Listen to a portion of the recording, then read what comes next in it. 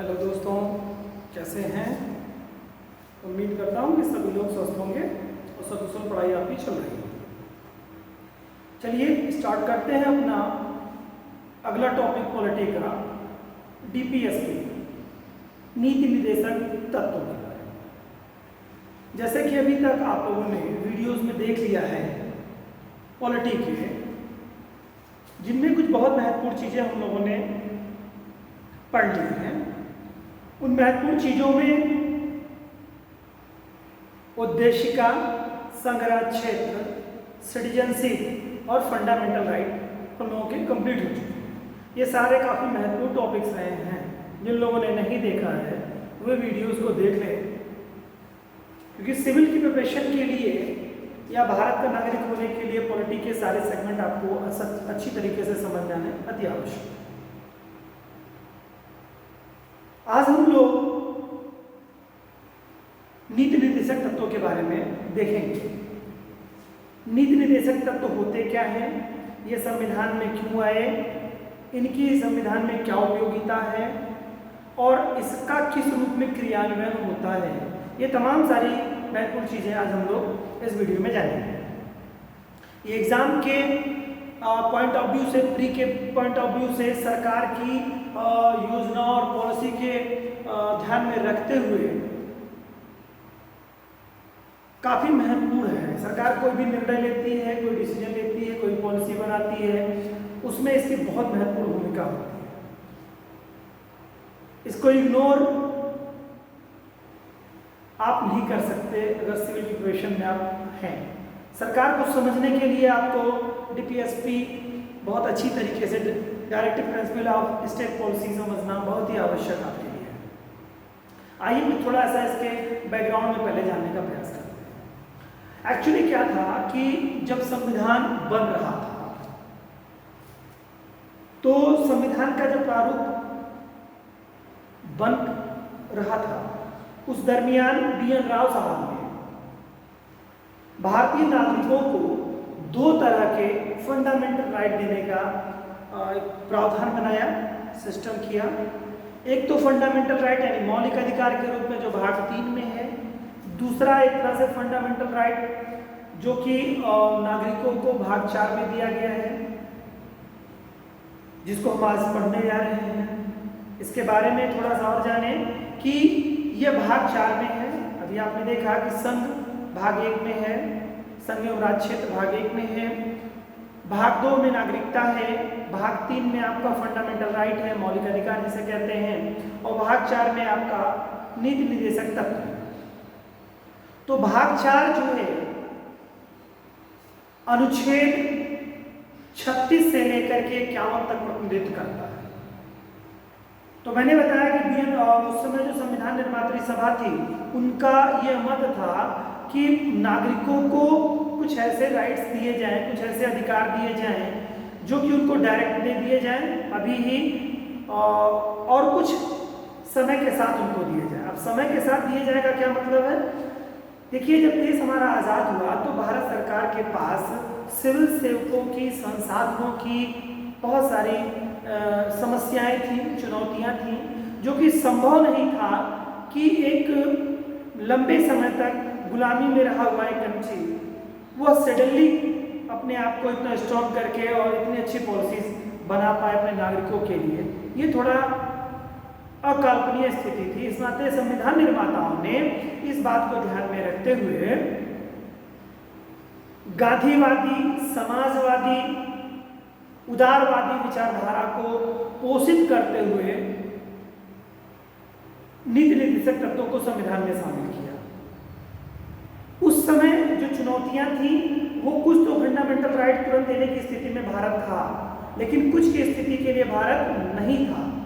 जिसके लिए भारत नहीं था उसके लिए उन सारे बिंदुओं को नीति निर्देशक तत्वों के अंतर्गत रख दिया गया। इसमें सरकार को निर्देशित करने का प्रयास किया गया है, बाध्य नहीं किया गया है, बस निर्देशित करने का प्रयास किया है कि सरकार कोई पॉलिसी बनाएगी भारतीय जनता के लिए, नागरिकों के लिए पॉलिसी बनती किसके लिए?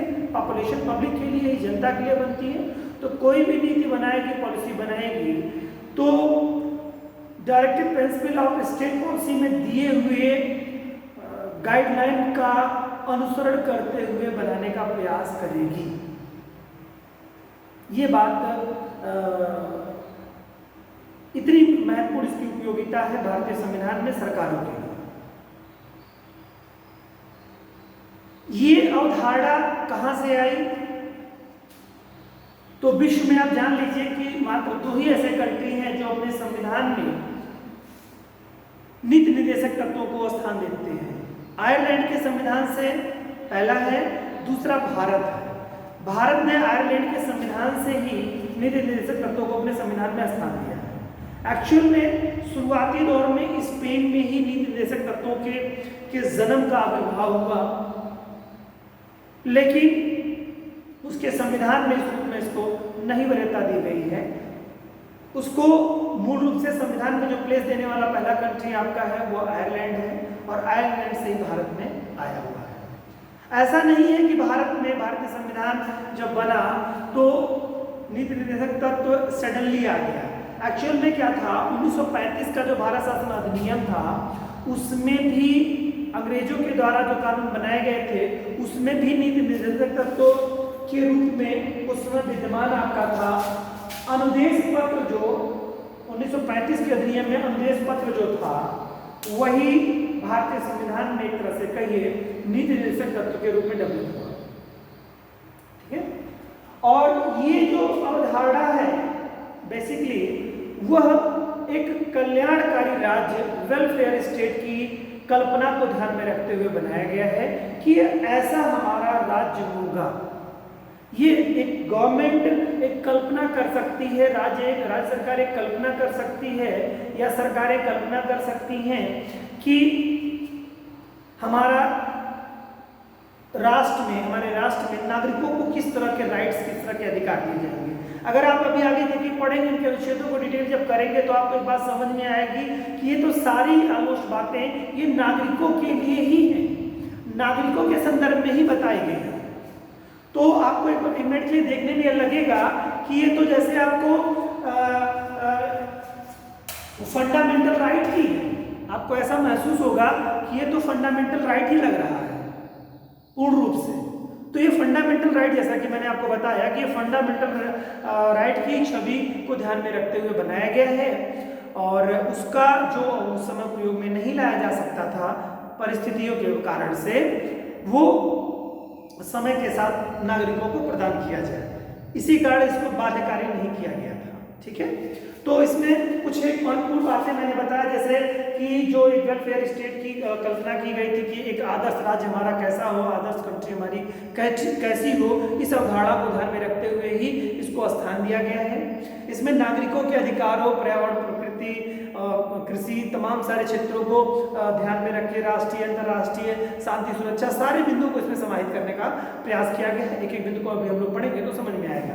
इसके पहले अगर हम देखें उस समय जो विचारधाराएं थी भारत में, एक अच्छा वेलफेयर स्टेट कैसे हो सकता है जब उसमें एक अच्छे विचारों का सामंजस्य हो, यानी उसमें गांधीवादी विचारधारा हो, समाजवादी विचारधारा हो, लोक कल्याणकारी विचारधारा का यानी उदारवादी विचारधारा का उसमें समावेश हो, तभी कोई राष्ट्र कल्याणकारी राष्ट्र वेलफेयर स्टेट के रूप में अपने आप को स्थापित कर सकता है। तो ये सब सारी बातें इसमें समाहित करने का प्रयास किया गया। ये उन सभी आदर्शों का समावेश किया जिन्हें कार्य रूप में परिणत किए जाने पर एक कल्याणकारी राज्य की अवधारणा मूल रूप ले सकती है। तो वही बात मैंने बताई कि ये चीजें जो नीति निर्देशक तत्व में जो बातें बताई गई हैं उसका अनुसरण जब तक स्टेट गवर्नमेंट या गवर्नमेंट राज्य सरकार जब तक कोई इसका अनुसरण नहीं करेगी तब तक एक अच्छा वेलफेयर अपने कंट्री का विकास नहीं हो सकता है, नहीं बन सकता है। तो यही बात इसमें बताई गई थी। भारतीय प्रस्तावना में देखिए कुछ बातें बताई गई है भारतीय प्रस्तावना की। उनके उद्देश्यों की पूर्ति तभी होगी जब नीति निर्देशक तत्वों को लागू किया जाएगा। उसमें बातें क्या बताई गई हैं आपको, जैसे बताई गई है भारतीय प्रस्तावना भारत के नागरिकों को कुछ बातें, कुछ राइट्स प्रदान करता है, जैसे समानता का अधिकार की बात करता है, स्वतंत्रता की बात करता है, न्याय सुलभ कराने की बात करता है, पर जोर देने पर संकल्प करता है। ठीक है, ये कहाँ पर बात बताई गई है? प्रियम्बल में। प्रियम्बल में आप लोगों ने देखा होगा, प्रियम्बल आई थिंक आप लोगों को याद होगा। इसको हमेशा देखिए, कोई भी अनुच्छेद आर्टिकल जब पढ़ेंगे तो उसमें आपको देखना पड़ेगा कि प्रियम्बल में क्या बातें बताई गई थी। तो जैसे यहाँ पे प्रियम्बल में जिक्र हो रहा है, वो चीजें आपको याद होनी चाहिए कि हम भारत के लोग भारत को एक संपूर्ण प्रभुत्व संपन्न समाजवादी पंथ निरपेक्ष लोकतंत्रात्मक गणराज्य बनाने के लिए तथा उसके समस्त नागरिकों को सामाजिक, आर्थिक और राजनीतिक न्याय, विचार, अभिव्यक्ति, विश्वास, धर्म और उपासना की स्वतंत्रता, प्रतिष्ठा और अवसर की समता प्राप्त कराने के लिए तथा उन सब में व्यक्ति की गरिमा और राष्ट्र की एकता और अखंडता सुनिश्चित करने वाली बंधुता बढ़ाने के लिए दृढ़ संकल्प होकर अपनी संविधान सभा में आज तारीख 26 नवंबर 1949 ईस्वी मिड मार्च शुभ सप्तमी संवत 2006 विक्रमी को एतद द्वारा इस संविधान को अंगीकृत, अधिनियमित और आत्मार्पित करते हैं। ये तो हमारा क्या था, उद्देश्य क्या थी, प्रियम्बल था। आपको इसको जबान पे आपको याद होना चाहिए, बिल्कुल अच्छी तरीके से इसको समझते हुए आपको याद होना चाहिए। आपने इस चीज को अगर मैंने जो पढ़ा है अभी आपको, वो आप उसको ध्यान से अगर समझेंगे तो उसमें तमाम सारी बातें ऐसी बताई गई हैं। कल्याणकारी राष्ट्र की स्थापना की गई है और कल्याणकारी उद्देश्यों की पूर्ति तभी हो सकती है, प्रियम्बल की पूर्ति तभी होगी जब तक directive principle of state policy लागू नहीं पूरा किया जा सकता है उस उद्देश्यों को। ठीक है, सामाजिक, आर्थिक और राजनीतिक न्याय की प्राप्ति कैसे होगा? जब तक स्टेट गवर्नमेंट अपनी पॉलिसीज के माध्यम से बताएगी नहीं, क्रियान्वित नहीं करेगी तो कैसे कल्पना पूरी होगी? ठीक है, विचार, अभिव्यक्ति और विश्वास, धर्म की स्वतंत्रता आप कैसे प्राप्त कर सकते हैं जब तक समानता का भाव नहीं गवर्नमेंट अपने आप में डेवलप करेगी? तो ये बहुत सारी बातें हैं इसमें, तो क्या क्या बिंदुओं पे ध्यान देना है हमको। समानता, स्वतंत्रता और न्याय की जो अवधारणा प्रियम्बल में की गई है उसकी पूर्ति, उसके आदर्शों की पूर्ति लागू, जब तक डीपीएसपी लागू नहीं होगा या नीति निर्देशक तत्व लागू नहीं होंगे तब तक उनकी पूर्ति होना एक तरह से संभव नहीं है, जब तक वो लागू नहीं होगा। ठीक है, डीपीएसपी राज्य के लिए नैतिकता के सूत्र है। ठीक है, राज्य एक नैतिक राज्य है, ये जब तक आप नीति निर्देशक तत्वों को शामिल नहीं करेंगे, उसके लागू कानूनों को नहीं इम्प्लीमेंट करेंगे, तब तक आप नहीं हो सकते।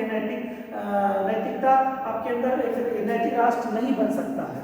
ठीक है, देश के वास्तविक रूप में से सामाजिक और आर्थिक प्रजातंत्र को स्थापित करते हैं। तो देखिए बातें जान लीजिए कि ये नीति निर्देशक तत्व करते क्या है। ये आगे से पूछा हुआ क्वेश्चन है आपका इसमें कि राज्य के नीति निर्देशक जो तत्व हैं ये नैतिकता के तो सूत्र हैं, लेकिन ये देश के वास्तविक रूप से क्या स्थापित करने का प्रयास करते हैं, मतलब देश में क्या स्थापित करने का, तो सामाजिक और आर्थिक प्रजातंत्र को स्थापित करने का प्रयास करते हैं। सामाजिक और आर्थिक, सामाजिक मतलब समान रूप से सबको।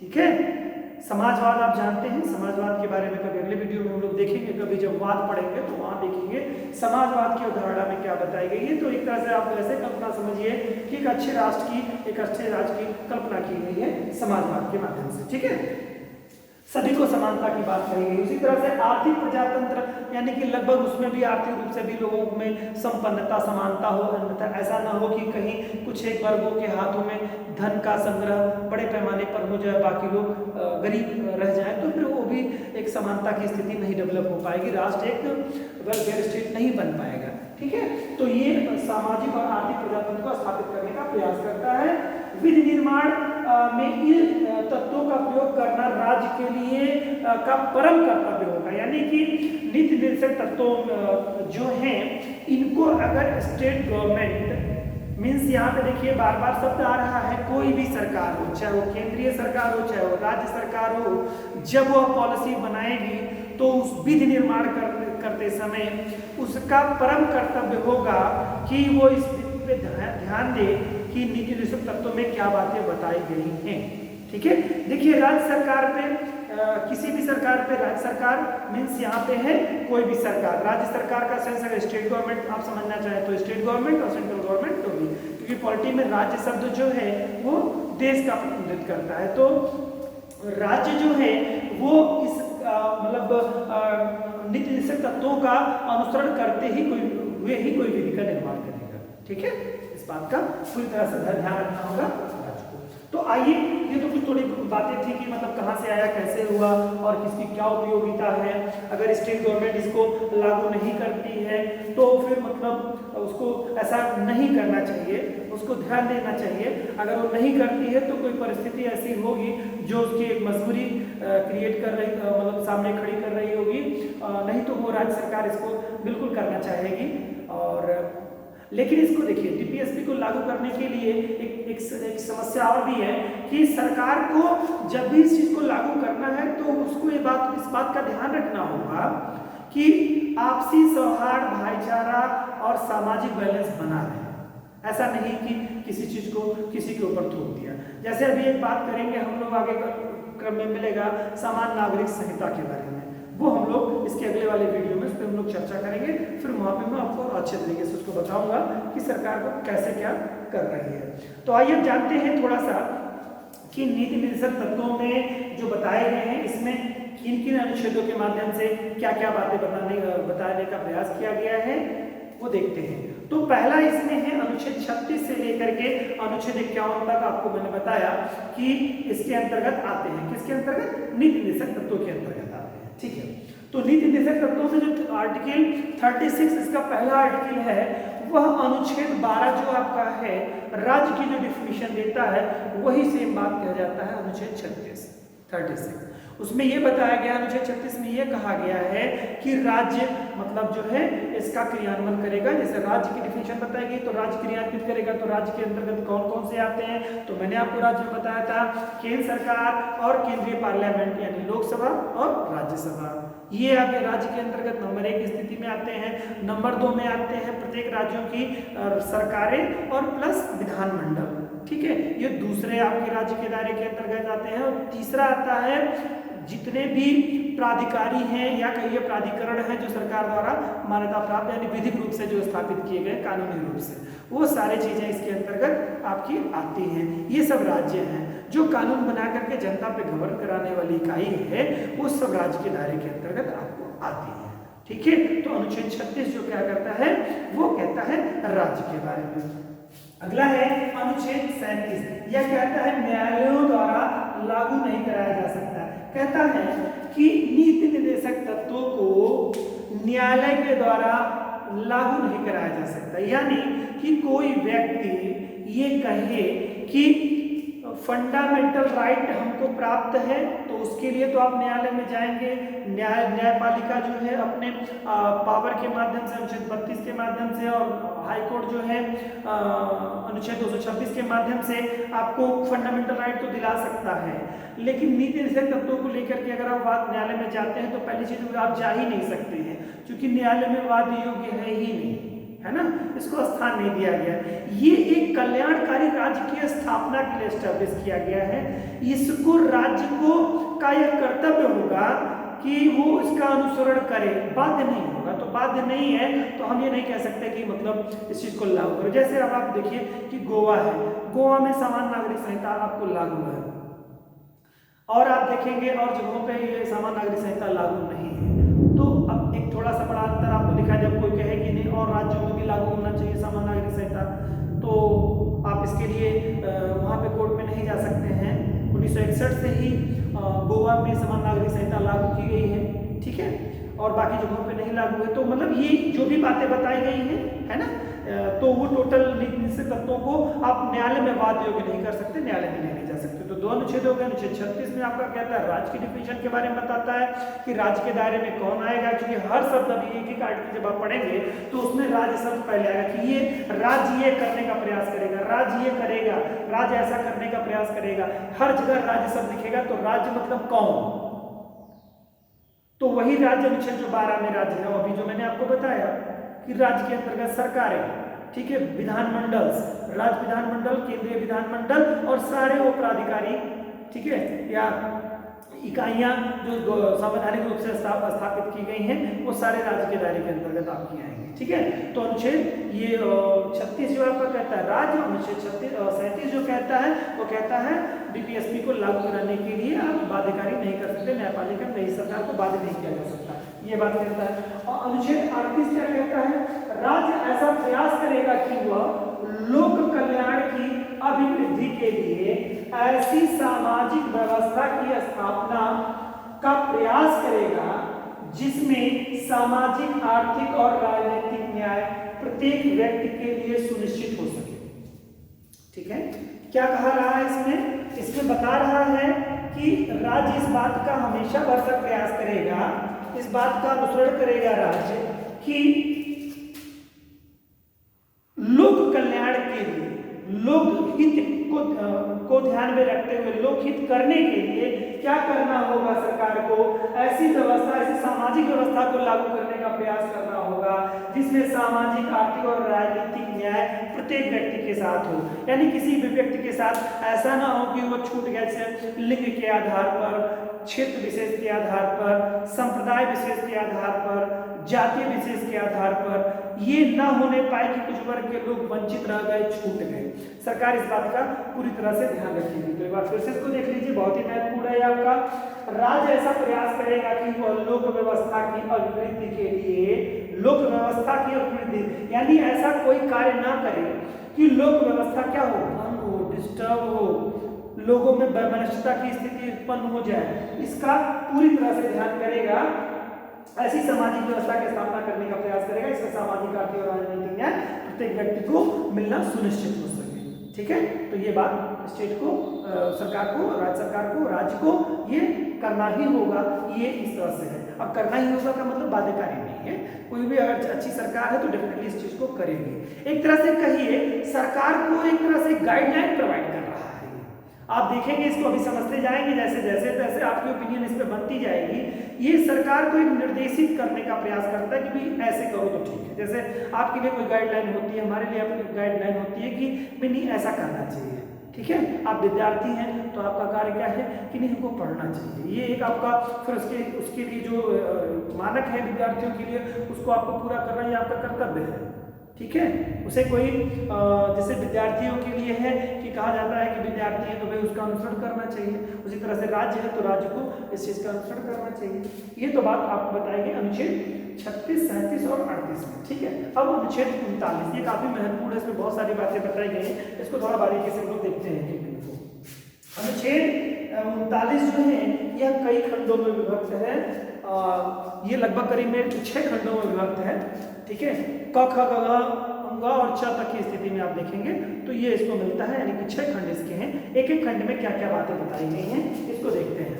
पहले कहता है क्या, राज्य, ध्यान समझिएगा, राज्य शब्द हमेशा लगेगा हर आर्टिकल के पहले। राज्य, कोई भी कार्य कोई करेगा, वो कौन करेगा? राज्य करेगा, स्टेट करेगा। ठीक है, तो क्या करेगा? राज्य प्रत्येक स्त्री पुरुष को समान रूप से आजीविका के साधन उपलब्ध कराने का प्रयास करेगा। यानी राज्य किसी के साथ स्त्री और लिंग के आधार पर, स्त्री और पुरुष के आधार पर ये नहीं भेदभाव करेगा, आजीविका के साधन उपलब्ध कराने का प्रयास करेगा।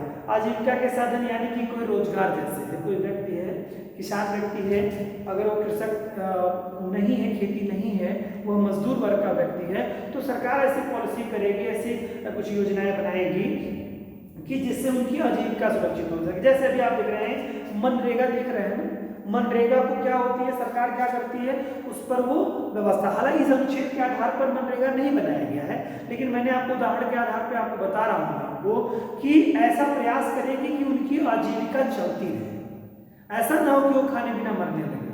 ऐसे जब तक कोई आजीविका नहीं रहेगी, कोई साधन नहीं रहेंगे, तब तक व्यक्ति जीवन सर्वाइव करना मुश्किल हो जाएगा। तो ये ध्यान रखेगा कौन? राज्य प्रत्येक स्त्री और पुरुष को समान रूप से आजीविका के साधन, यानी कि किसी महिला और किसी के साथ कोई भेदभाव नहीं होगा। अगर महिलाओं को, पुरुषों को अगर जॉब मिल रही है, व्यवस्था मिल रही है, तो महिलाओं को भी समान रूप से कार्य मिलेगा। मनरेगा में आप देखते हो कि समान रूप से महिला और पुरुष को, दोनों लोगों को कार्य दिया जाता है ना। तो वहां पर महिला और पुरुष में एक तरह से कहिए भेद नहीं होगा। ये आर्टिकल ये कहने का प्रयास कर रहा है। ठीक है, अनुच्छेद 39 का ये बात कह रहा है। और उसके बाद क्या कहता है 39 क्या कहता है बेटा? राज्य क्या करेगा? देश के भौतिक साधनों के स्वामित्व और नियंत्रण। देखिए, देश के जो भौतिक संसाधन है, खनिज संसाधन वगैरह जो भी हैं, भौतिक संसाधनों का स्वामित्व और नियंत्रण ऐसी व्यवस्था करेगा, नियंत्रण की ऐसी व्यवस्था करेगा कि अधिक से अधिक सार्वजनिक हित हो सके। यानी कि जितने भी भौतिक साधन हैं, ठीक है,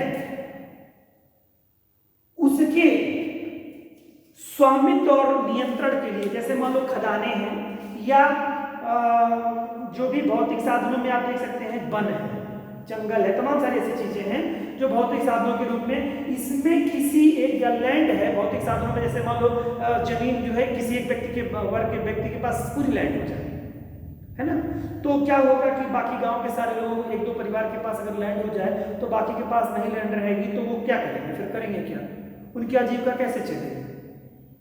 तो ऐसा ना होने पाए कि पूरे भारतवर्ष में या पूरे देश में ऐसा हो जाए कि कुछ लिमिटेड लोगों के पास सारी चीजें हो जाए, आजीविका के साधन हो जाए, तो पता चले कि वो बाकी लोगों में डिस्टर्बेंस क्रिएट हो जाए। तो ऐसा नहीं होगा, वो सार्वजनिक हितों को ध्यान में रखते हुए भौतिक साधनों के स्वामित्व पे और नियंत्रण पे ऐसी व्यवस्था करेगा कि अधिक से अधिक इससे सार्वजनिक हित हो सके।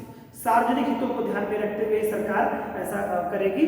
ऐसा नहीं है कि मतलब किसी प्राइवेट संस्था को दे दी तो पूरी तरह से वो अधिग्रहित कर ली गया। तो जो भी कार्य करेगी वो सार्वजनिक हितों में ध्यान में रखते हुए। सार्वजनिक हित में कैसे होता है, जैसे मान लिया जाए आप जो गाँव के पास देखते हैं तालाब है, पोखरे है, वो क्या होते हैं, सार्वजनिक होते हैं, किसी व्यक्ति विशेष के नहीं होते हैं। कुछ ऐसी लैंड होती है, शहरों में आप देखेंगे पार्क होते हैं, बहुत सारे ऐसे स्थान होते हैं जहाँ पर क्या होता है वो सरकार की सार्वजनिक संपत्ति है। उसमें क्या सरकार को क्या होती है, काफ़ी आप देखिए बड़े बड़े शहरों में सरकार पार्क बना के उसको छोड़े रहती है। उसके पीछे का क्या मोटिव है, सरकार की इतनी बड़ी लैंड अगर वो बेचे तो बहुत कीमती जमीन बिकेगी, लेकिन नहीं, सरकार ये चाहती है सार्वजनिक हितों में ध्यान में रखते हुए वो व्यक्ति वहाँ पर एक अच्छा एक इन्वायरमेंट, एक ऐसी व्यवस्था उत्पन्न हो कि वहाँ पर रहा जा सके। ठीक है, अभी आगे चल करके आप डीपीएस पे देखेंगे तो इससे बड़ा बहुत अच्छी चीज़ें आपको जानने को मिलेगी कि एक्चुअल में कैसे कैसे क्या चीज़ें हो रही हैं और कितना सुविधाएं देने का प्रयास राज्य सरकार कर रही है, हम लोगों को इसमें बताया गया है, करेंगे। ठीक है, अगला है बेटा संपत्ति और उत्पादन के साधनों पर इस प्रकार केंद्रीकरण न हो कि सार्वजनिक हित किसी भी तरह से, वही बात एक तरह से कही स्पष्ट रूप से इसमें ये कह रहा है कि सार्वजनिक संपत्तियों में ऐसा ना हो कि मतलब कुछ एक व्यक्तियों के पास सारी चीजें केंद्रित होकर के रह जाए, और कुछ एक व्यक्तियों के पास जब केंद्रित होकर के रह जाएंगे तो क्या हो जाएगा, उसमें केंद्रीकरण ना हो सके, उससे सार्वजनिक हित क्या होगा, प्रभावित होने लगेगा। तो वही बात कि ऐसा ना हो कि जिसका केंद्रीकरण हो जाए, किसका, सार्वजनिक संपत्तियों का केंद्रीकरण ना हो जाए, या संपत्ति और उत्पादन का, जैसे सार्वजनिक संपत्ति है तो वो तो आपको इस वाले बिंदु में जो देखा है, तो भौतिक साधनों, जो भौतिक संसाधन है, भौतिक संसाधनों के अंतर्गत क्या आते हैं, जिनसे आप कोई चीज उत्पादित करके अपना जीविकोपार्जन करते हो, भौतिक संसाधनों के अंतर्गत आपके आएंगे इसमें। यहाँ पर क्या कर रहा है, संपत्ति और उत्पादन। संपत्ति मतलब से लैंड हो गई और उस पर हो रहा उत्पादन। लैंड रहेगी तो आप उसमें आम की खेती, किसी भी चीज़ की खेती, कृषि कोई भी चीज़ करेंगे तो क्या होगा, एक व्यक्ति विशेष के पास अच्छी सारी चीज़ें हो जाएंगी। जो सरकार ने, आपने देखा कुछ ऐसी योजनाएं सरकार ने बना रखी थी कि जिससे कि बड़े बड़े जो राजे रजवाड़े हुआ करते थे, जमींदार लोग हुआ करते थे, लैंड का बहुत बड़ा हिस्सा उनके पास हुआ करता था, तो सरकार ने कुछ योजनाएं, अपनी नीतियाँ बनाई जिसके तहत लैंड का एक सीमा से ज़्यादा कोई लैंड का बहुत बड़ा हिस्सा कोई व्यक्ति अपने पास नहीं रख सकता है।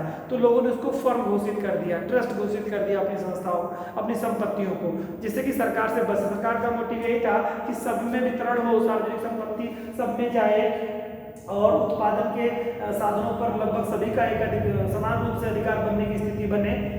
अन्यथा की स्थिति में किसी एक व्यक्ति पे सारी चीजें केंद्रित हो जाएंगी, तो वो थोड़ा समाज के लिए अच्छा नहीं रहेगा।